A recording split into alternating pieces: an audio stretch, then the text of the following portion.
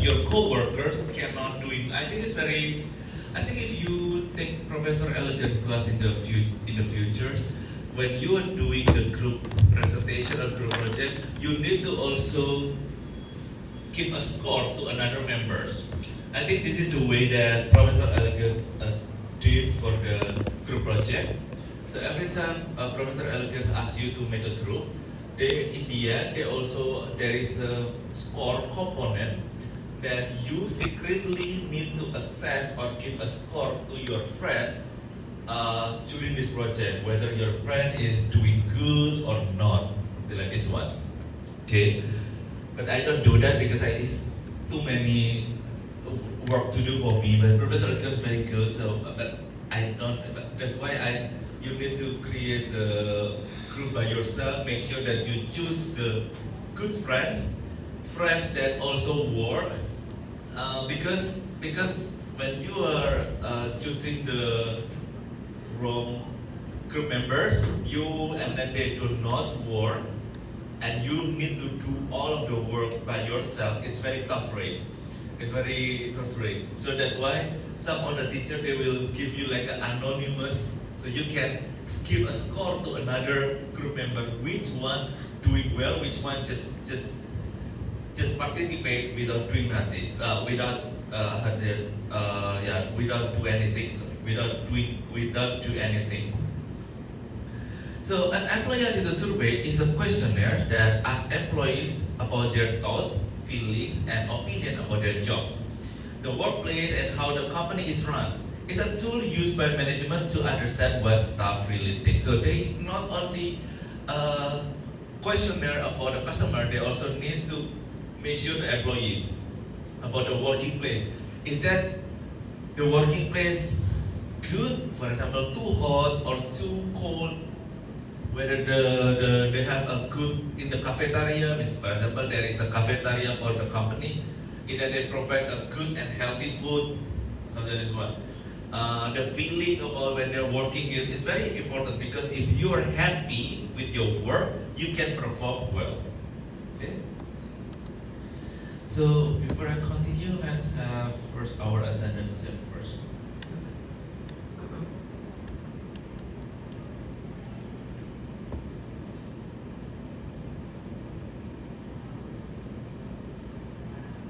Okay, so please scan the QR code for first hour attendance. Make sure that you scan successfully. Okay, you need to check by yourself. Okay, both in the front class and school system.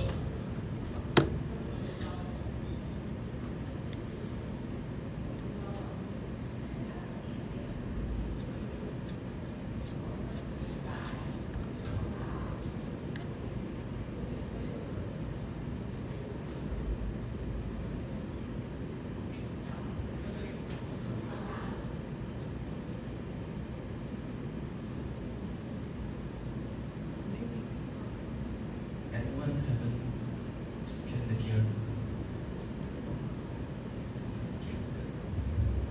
Don't blink it. Okay, just scan.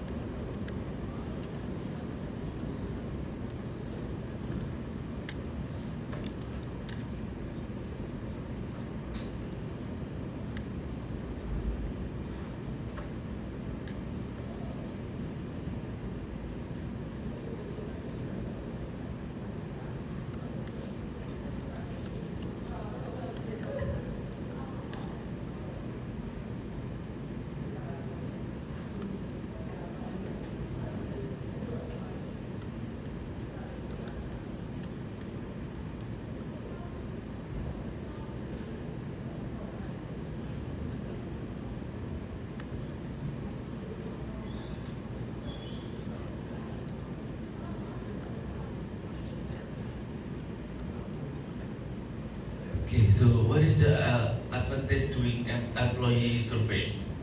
So the advantage is allow suggestion for improvement to be made by employees. And also it provides evidence to the organization of employee current opinions and any changes in opinion that take place over the time. So for example, if they're all good, the coworker is good, boss is good, salary is good, and then everything is good working there. But for example, they say that, for example, the workplace is too dirty, so they cannot focus.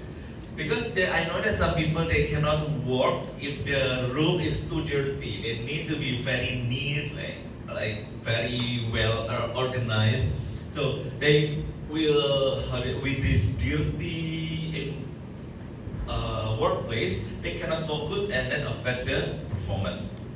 So that's why after they know the problem, they can improve. So the employee can work happily. And then regularly undertake staff attitude survey able monitor the progress of their service initiative.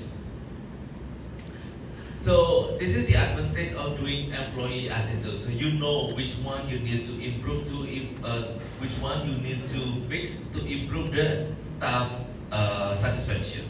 Okay. But what is disadvantage of doing employee attitude survey? Of course, they will have disadvantage. For example, dishonest responses. So employees might not answer truthfully or they can lie if they fear their answer will be tracked back to them. They might say that they think management wants to hear, not how they really feel. Okay? They might say that what they think management wants to hear, not how they really feel, because they think that, oh, if I just say the truth, they will fire me or they will cut my salary, something this one. Okay. I think this is like yesterday, Professor Elkins had a meeting with you, right? To remind you that you need to fill the survey of to give a survey to the teaching for the professor, for the teachers, how it's going, right? So this is also a good thing. So you to deliver your opinion in the respectful ways. Okay, so please try to be respect and give us such a constructive suggestion rather than destructive. Okay. Number two, another disadvantage using the employee attitude survey: lack of action. So if companies do not follow up the survey results, employees can lose trust in the process. So they will not, believe again to the company. So it can create frustration. Why ask for my opinion if you won't do anything with it? Sometimes it's very good. So why you ask my opinion if you do not do anything? What's the point? Okay. So make sure that after you receive the employee result, employee survey or customer survey, you need to do improvement. Employee attitude survey is typical question included in staff attitude survey that includes several aspects. For example, the leadership style of managers within the organization, how the boss manager's attitude, which is good. So this is very unfair, right? If your boss asks you to come at 8 a.m. but your boss come at 10 a.m. So this is kind of like doesn't matter that you ask someone to do and then you do not do it by with yourself. So this is kind of the leadership style. Or you just angry but without any solution. This is not good. Number two, the structure of the organization and its appropriateness. Number three, the degree of teamwork and cooperation. And number four, career opportunities and personal development. This is kind of like what aspect you need to include when you're doing the employee attitude survey.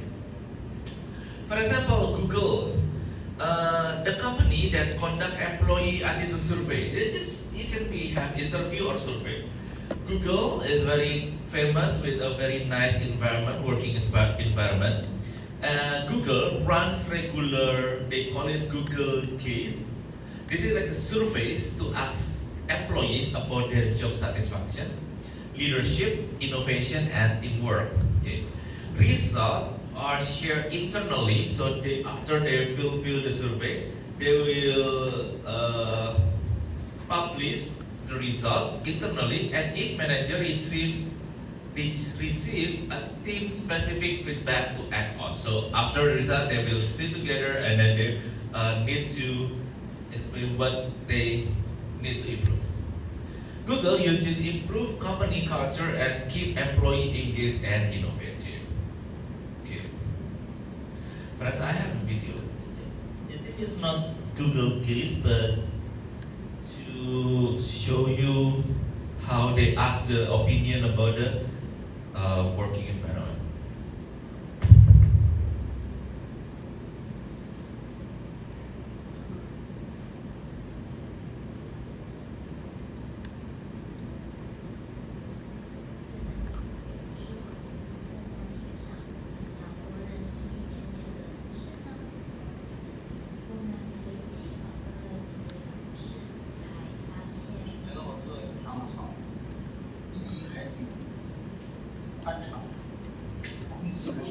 只要上是我非常感谢的座位，所以我建议去跟大家换一天的座位，但是如果要换座位的话，我说过是还有一个事情。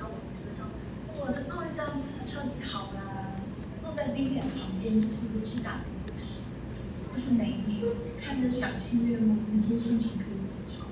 另外已经是全 team 最好的 power CPU resources。那你现在为什么坐在 Kate 的座位？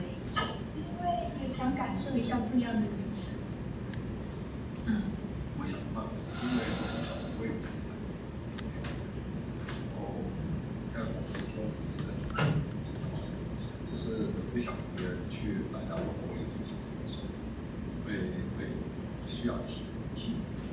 那我是会建议这种体量的工作的话，然后这个会去，但是如果就是可以把一天到你的座位就是起来的话，很开心。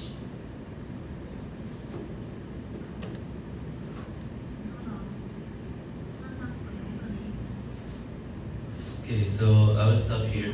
So this is the example how I think this is the Google employee. They're being asked by being interviewed, like a short interview by the, how do you say it, human resources to ask whether they like or not their seat.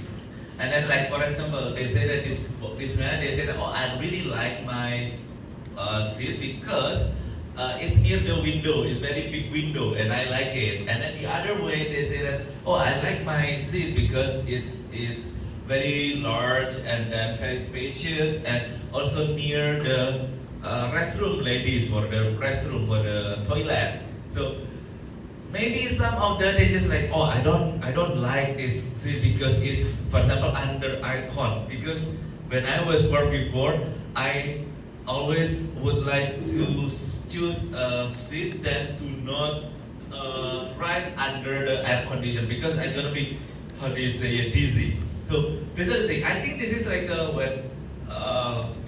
when every semester, every year, in our, you know that the L building here, the second floor is the room for the professor, right? The room for the professors, and they say that every year there is a announcement that, oh, you can, if you would like to switch your room, you can do it in this period. And then, for example, they will show you like, oh, this room is empty, this room empty, you can choose. And usually the room or the office that nearby the window or have the scenery, they're always most wanted. So yeah, so there for the room or the office that have the view, they will always most wanted and it's very hard to find. But however, anyhow, so it's very hard to change the room even for the professor in the to pick up it. You have to be very have to be very, very quick if you notice that there is a empty room. Okay. Next one, after we are doing the survey for the employee, some company doing benchmarking. So what is benchmarking? If you the first time to hear this word, benchmarking means like compare yourself or themselves to best-in-class organization and to identify differences in performance. Okay. So benchmarking means that you need to go to visit another company to see or to learn how the other company manage their business. Usually, of course, you visit or you learn from the better company. They have the better, for example, environment, better system. This one, okay? So I have an example. The company does benchmarking.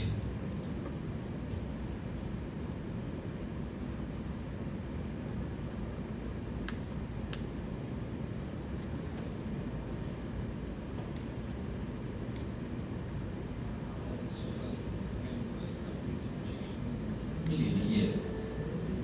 Its success is rooted in a special system and began what's now known as lean manufacturing, an ethos emulated by companies around the world to make products faster, cheaper and better.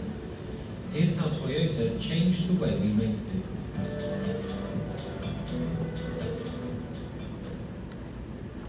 Following the Second World War, Japan was left in a precarious economic position. Steel and other metals are scarce. Already disadvantaged by lacking natural resources, materials were hard to come by, and companies had to be creative to compete. Toyota's founder, Sakichi Toyoda, had started a loom business, but it was his son Kichiro who founded the motor company in 1937. They were used to working within narrow margins. As the shortage of materials increased during the war, the number of headlamps on its Model K truck was reduced to one, and it only had brakes on one of the axles. The turning point for Toyota's production system would come in the early 50s, when Kichiro's cousin Eiji would travel to the US with a veteran loom machinist, Taiichi Ono. They visited Ford's River Rouge plant in Michigan and were impressed by the scale of the operation, but knew that in cash-strapped Japan, companies didn't have the resources for such a system. Having months' worth of stock sitting in a warehouse would tie up precious capital they didn't have. Instead, what truly impressed Ono was a visit to a supermarket, a Piggly Wiggly, according to legend. Japan didn't really have self-service stores at this point, and he was struck by the way customers could choose exactly what they wanted, when they wanted. He decided to model his production line on a similar idea. With the supermarket formula, only enough parts were produced in the first phase to replace what was used in the second, and so on. This is where the just-in-time system really took shape. Okay, so I will stop here. I think this is very important. So, this video is talking about at a time after the Japan collapsed from the Second World War, and then they lack of natural resources, especially metal and steel. And then the Toyota founders, they do benchmarking. They visited the US. They visited Ford, the Ford company for the car, Ford River Rouge. They visited another company, which is Ford, to see how Ford company produced the car. But at that time, they amazed of the how Ford managed their factory, because it's very large and then have a very how do you say it, a good natural, because at that time Japan doesn't have this one. Okay, and then the Toyota, the owner is the founder. They just like, oh, I don't think that this worked in Japan at the time. And then when the inspiration or the idea came not because of they visited Ford, but when they visited Piggly Wiggly supermarket. So they have an idea, not because they learned from the Ford, of course they learned something in the Ford, but the most applicable things or the most easier things or the idea come from this supermarket. The supermarket name is Piggly Wiggly. they say that from the video, yeah, they say that at that time, in Japan there is no supermarket that you can choose a product by yourself. And then the Toyota said, oh, this is good. So I can implement this technique to my factory, which is the Toyota itself. So when the production need any spare part, I can directly pick up without any delay. So the concept, just like in the supermarket. In the supermarket, you just pick the product by yourself, and then always be the stock always available. And then this idea applicable to the Toyota that every time they would like to make a production, they cannot run off the spare part or material. So every time they would like to produce one car, the materials or the spare part need to be available right away, just like in supermarket. So this is the reason some of the big companies doing benchmarking, so they can learn a simple things, even the simple thing from another company. Okay? So it's very common to do benchmarking. The advantage, of course, many organizations has discovered that benchmarking forces them to step outside their own operation and to undertake an objective assessment of their performance. Second benefit is the undertaking best practice benchmarking are generally agreed to be the creation of a better understanding of the customer, the competition, as well as increase the innovation. So this is very good if you benchmark to the another place to learn. Okay. Number 3, provide the guidance for project teams in how to identify and analyze benchmarking results as well as develop a plan of improvement. However, even though benchmarking brings a lot of advantages, they also come with disadvantages. Okay, for example, you can copy without context. You just copy, and I don't think this is ethical. So what works well for one company might not fit your company's culture, size, and market. For example, if you kind of like a benchmark from a company in the Africa, and then you would like to apply in the Asia, maybe it's not work. Somehow it's not. Because of the company culture, maybe the weather is very challenging, right? And then a market. Blindly copying best practices can lead to wasted effort or even failure. Number 2, time consuming and costly. Of course, you need to go like the Toyota. They flew from the Japan to the US to study in the Ford company. So it's of course is time consuming and costly. Finding, studying, and adapting best practices require significant time and resource. Smaller company, of course, may not have this budget or staff for extensive benchmarking. Okay. So a round of the methods is normally adopted by companies such as asking customers. So if you don't have any budget to really do benchmarking, you can ask the customer, or you can ask consultant industry observers or trade association. And then through the review international journals, or newspaper, magazine. Now we have internet, YouTube. You can learn from YouTube. About others' company. And then the direct exchange of information among the benchmarking partner is probably most effective. Okay.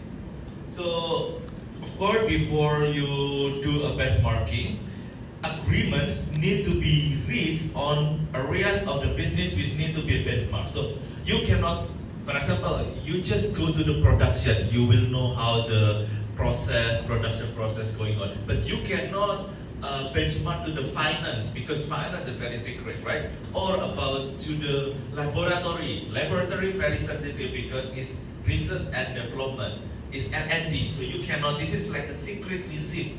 Okay, so you have to be when you're doing a benchmark. Of course, you need you need to have agreement in the first place.